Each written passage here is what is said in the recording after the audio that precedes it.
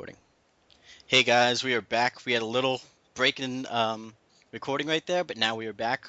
Me, Weird Alicorn, along with, Me, Dizzo37. yes, the author of this story, The Ocean of Nimbus. Yes. And we are reading the second half of chapter 4, right? Yeah, it's chapter 4. Right. False True Friend, with that excellent punny title. Yes. Um, so where I last left off, it was, This was turning into a Michael Bay film. yeah, it was a lot of explosions, just, I don't know if you've seen, what's that movie called? Pacific Transformers. Transformers, yeah. That just one, just to name a few, It's Wasn't just he a in series of explosions. Pearl Harbor? He did Pearl Harbor too, didn't he? Um, yeah, I think so. He was probably There's a lot of explosions. it's any movie with explosions. Like they had like the Avengers, right? And they were probably just gonna just keep that really kind of simple with the explosions. I bet Michael Bay just walked on set and was just like, y'all guys need to do shit this way. You need some explosions. Just explosion here, hot chick there. We have a movie. But either way, we were in the awesome action scene, and we'll begin with Nimbus opened his eyes and saw the face of a big daddy over him, helping him up with a hoof. He had thrown him out of the way and took the blast of the bomb for him. His savior's armor was dented and charred, but Big Daddy seemed to be fine as he gave Nimbus his machine gun and followed him to the bottom floor. Oh, I hear explosions over there. Is everything all right? Rarity asked her the asked through the radio, "Is everything all right?" Nah, everything's dandy. Yeah, there's a guy throwing bombs around here. But we'll be all right, I think. I love Nimbus. He's so hardcore. Doesn't phase him. On the bottom floor, Nimbus caught a glimpse of the bomb thrower running down the hallway to the exit. Come on, let's get him. Nimbus would have bet money that the poor sucker was scared out of his mind when he heard the stomping and felt the ground shaking. He turned around in the alley and saw an unamused gray Pegasus and a stoic Big Daddy standing behind him. I keep forgetting that Nimbus is a Pegasus. It just Yeah, keeps slipping my mind.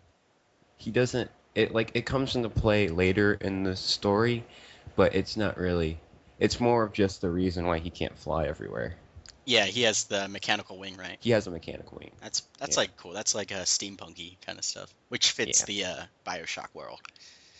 Are you gonna have Songbird? You should. Um, yes. Yes, cool. Oh, don't tell me anything Yes. else besides that. Telling you anything else. Okay. Just the wing made me think of Songbird.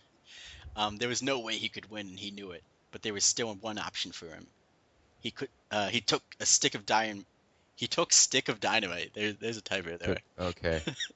He took a stick of dynamite from his saddlebag and lit the fuse. Before Nimbus could do anything, the splicer lunged forward, a bomb in one hoof. He was committing suicide. That's not racist. It's totally racist, but I don't really care at this point.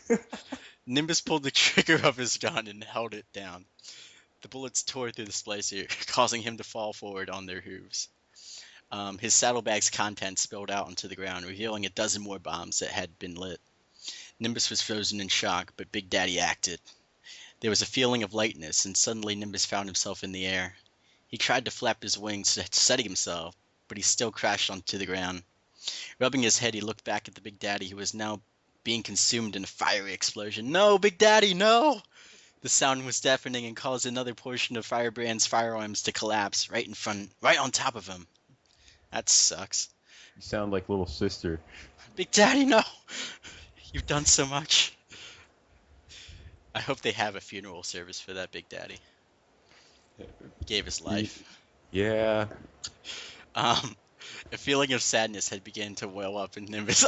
I like how Nimbus is even sad. Like, man, that guy saved my life like 10 times. That Big Daddy had just saved his life. For sure, their friendship was artificial, but it was still strong enough to make that Big Daddy sacrifice himself. And for some reason, Nimbus believed he would do the same for him. He shed a single tear. Okay, A this is single getting, manly like, tear dramatic. smiled. This one Big Daddy death. I hate to see what happened if, like, Fluttershy died. He'd just be besides himself or something. He would just be like, a single tear has been shed. for a life lost. He had that. And then, just go out with his pipe and start beating a bunch of other dudes' head in. He's like Batman. That's how he gets his aggression out. I saw my big daddy die in an alleyway before me, and I became Bat Pony. He then realized that it wasn't the plasmid that had created the friendship. It was in fact that they had just opened up to each other. Maybe that's all the plasmid did. It caused the target to have an open mind. Oh, that's an interesting idea. Whether friendship or fighting was suggested, the target would listen. Maybe their friendship was real after all. But it doesn't matter at this point because he's just a charred mass on the floor at this point. Okay. Oh, you there? Rarity's voice cut off his moment of mourning. Yeah. He replied calmly. I heard another explosion. Are you okay? Nimbus took a moment.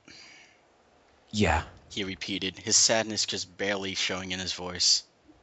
Return here quickly. There's a big daddy with a drill out in front of the boutique. I assume you have a gun? Nimbus's resolve strengthened as he took up his weapon. I do. Let's get to it. He walked back through Carousel Boutique after taking one last look at his big daddy friend. The back half of his body was crushed under the destroyed building, the upper half of his body reaching out, as if trying to escape. The light in his helmet was flickering. Rest in peace, pal. Nimbus said, before turning to walk away. Oh, that was a sad ending. I feel for that big daddy. Yes, that's what yes. Yes. Okay. Oh, you even saying your author's note that your hypnotize is different. Yeah, well, it didn't exactly explain how it worked in the game. You just threw it at someone and they stopped shooting it. Yeah, just game mechanics, yeah. Yeah, it's just game mechanics. I'm trying to give logic to the game mechanics. No, because that actually fits though, because Yeah. friendship is magic and what. Friendship is magic.